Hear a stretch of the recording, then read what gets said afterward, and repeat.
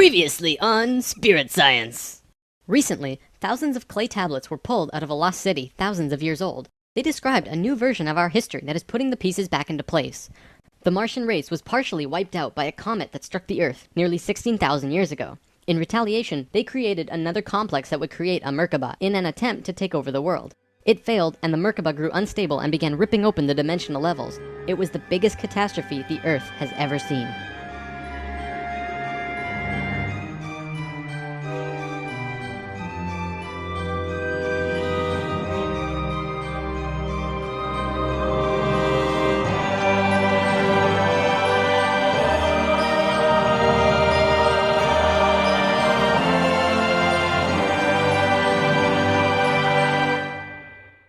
Something I should have mentioned last time. The reason the Nakals were special wasn't just because of their incredibly high consciousness, making them like guides of Atlantis. They also had achieved what today we call immortality. Let's just say they figured out a way to keep their body healthy and young for as long as they chose, and could choose to pass on whenever they desired it. When reincarnating, they do not suffer the great memory loss that we do when we incarnate. They did it through their expanded consciousness and tantric interdimensional sex meditations.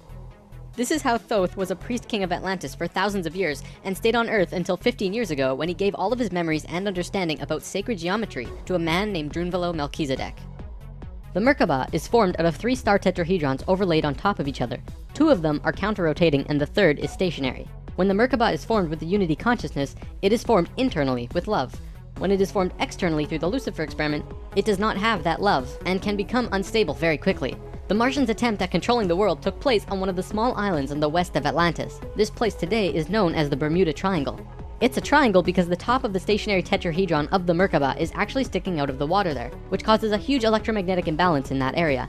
Many planes and boats have reported to have gone missing there. They just vanished without a trace. The imbalance is multidimensional, and in many cases, these ships and planes have been sucked into different dimensions, never to be seen again. That Merkaba is still there on the seafloor today, but from what I know, it's going to be corrected soon. The Nakals did their best to save Atlantis. They sent most of the lower dimensional beings back, at least as many as they could, and sealed up the dimensional tear. Despite this, the situation got really bad, really fast. All of the economic systems collapsed. Financial, social, and all concepts of how life ought to be completely broke down. Everyone on Atlantis began getting sick with weird diseases, and the entire continent went into a state of survival. Life was no longer about living. It became about surviving until tomorrow. It was a literal hell on Earth. The Nakals had no idea what to do.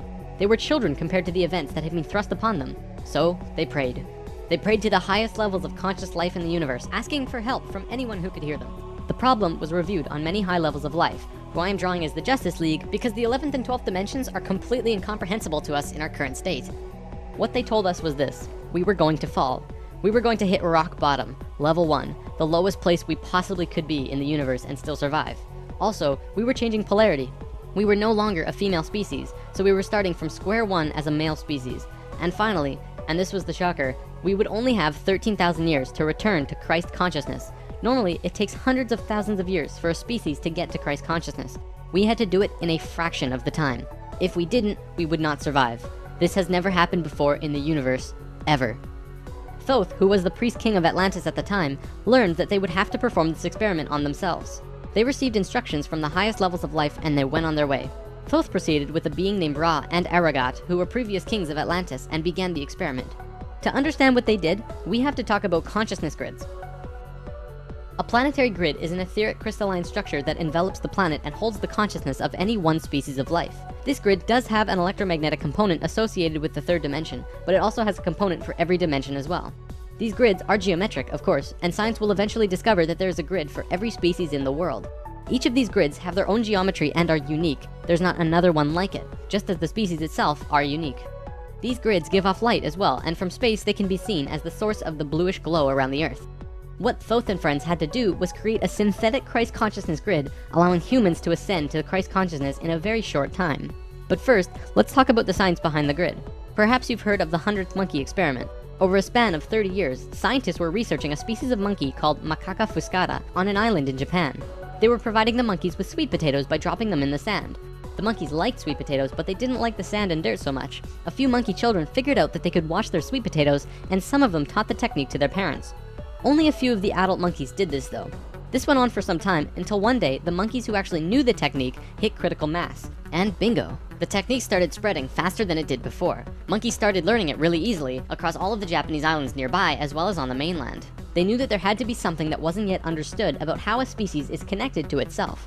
So what did we do? We tried it on humans. A research team made a picture out of human faces. About 100 faces hidden within a single picture, but at first glance, you could only see about 6 or 7. They did several surveys with a few hundred people in Australia and said, alright, find the faces. Most people could only pick out 6, 7, 8, 9 or so, not many more. After that, the research team went to Britain and aired the picture on a closed cable BBC special that was shown only in England. They showed where all of the faces were, every last one. Half of the research team, which stayed in Australia, did the experiment again with new subjects. And lo and behold, people were just naturally able to see more faces. After this experiment, they knew that something definitely connects us all, and the field of noetics is learning more about it daily. It's mass consciousness. In lesson 11, I showed you the 3 levels of consciousness. Each of these levels have their own consciousness grids around the planet, and our second level grid is based on squares and triangles. Many governments of the world, especially the Russian and US governments, were studying our grids back in the 60s and probably earlier. When mapping out the grid on the planet, you find little military bases on many of the nodal points of the grid. There are tons of these bases way out in the middle of nowhere, like on little islands like Guam. This couldn't be a coincidence that these government powers placed their bases right where the little spirals came out of the grid. They were trying to take control of the grid, because if you control consciousness, you control what we think and feel. Of course, there was another organization that had its hand in both of these governments, and still do, and we will discuss them soon enough. This grid is visible through astral projection as well. 13,000 years ago, it began. Thoth, Ra, and Aragat were to create a global complex that was able to build a synthetic Christ consciousness grid over a 13,000 year time period. The first thing they did was to fly to a place which is now called the Giza Plateau, but back then it was known as the land of Chem. It was also a rainforest back then as well, not desert like it is today. First, they created a grid around the planet 4th dimensionally, and then began to construct it in the physical 3rd dimension. They went to the male energetic axis of the Earth and constructed a complex which today is called the Solar Cross. These men were 6th dimensional beings at that time and were living at a very high level of consciousness, so whatever they thought happened instantly. It was that simple. According to Thoth, he built the Great Pyramid, not the Egyptian king Cheops.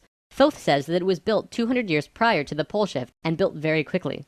These pyramids were aligned precisely with both Fibonacci and golden mean spirals emanating from out of the solar cross.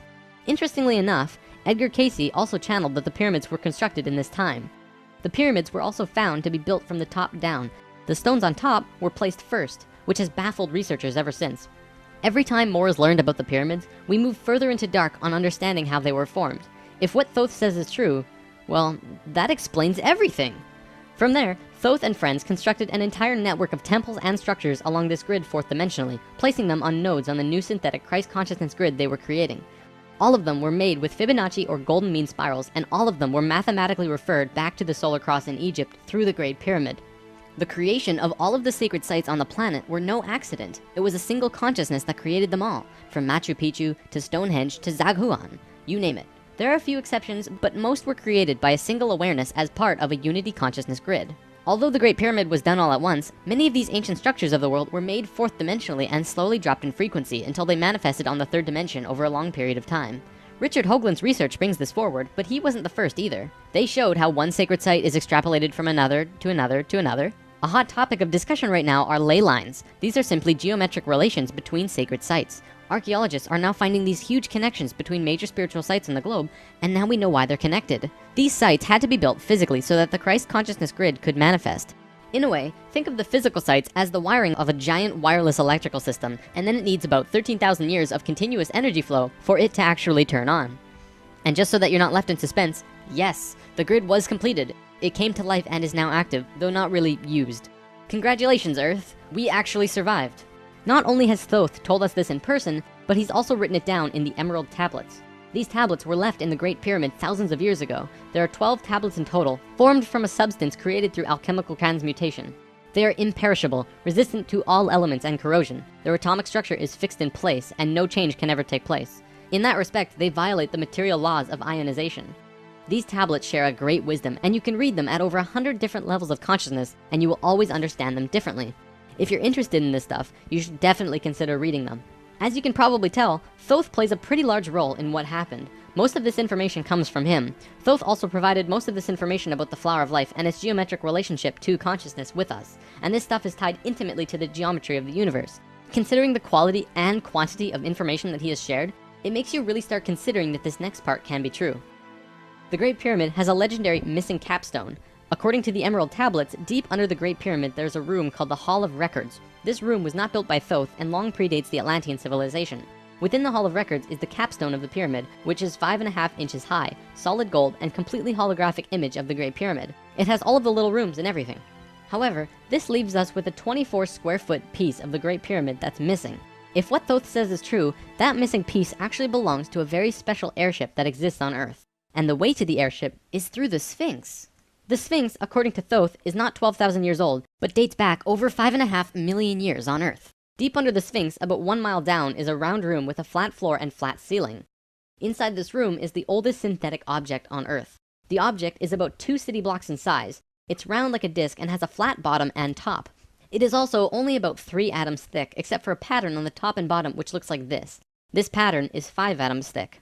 Thoth says that it's powered by consciousness, thoughts, and feelings, and connects with your own living Merkaba, which means that it becomes an extension of you and your own energy fields. The ship is also intimately connected with the spirit of the Earth, and is the protector for the whole planet. Thoth built the pyramid the way he did to fit with the ship. When on top of the Great Pyramid, it creates this image from above. The disc ship has a circumference equal to the perimeter of the Great Pyramid. As we discussed in Lesson 11, whenever that ratio appears, life occurs. This ship can only be used by the purest of souls. See, whenever we approach the point in the precession of the equinox where our poles do these shifts, we become very vulnerable. Things often degenerate, and while things become chaotic, there are often other species who wish to take us over. This has always happened, not just with us, but with all evolving consciousness. Every time a takeover seems imminent, a very pure person will find their way to the ship and raise it into the air. The Earth and Sun will connect with that person and give him or her great power. Then, whatever that person thinks and feels will happen. And think about it. If consciousness is the primary core component of the entire planet, does it not make sense that it would have its own defense mechanism? This defense is an airship that plugs into the Earth and the Sun, allowing the Earth to have protection. Our takeover event actually already happened, the same year the Christ grid was activated. The year was 1989, and we were having some troubles with the Greys, a race of ETs who were slowly plotting takeover due to a previous scuffle we were having. A very pure woman in Peru made the ascension process into the Christ consciousness grid and found the ship. She tuned it to the frequency of the 4th dimension, where she raised it through the Earth and into the air, and manifested a situation for the Greys to leave. Within a very short time, the Greys began getting sick, and remained sick for as long as they stayed here. They have been forced to leave for now, and we are once again safe. The ship is a warship in that whatever race is trying to take over, the person will just think them away, think up a situation, and force them to leave. Returning to the events on Atlantis, after completing the complex in Egypt, Thoth and pals returned to Atlantis, where they waited for about 200 years until that critical point on the precession of the equinox where the poles would shift. They knew that Atlantis would sink, and they would be ready.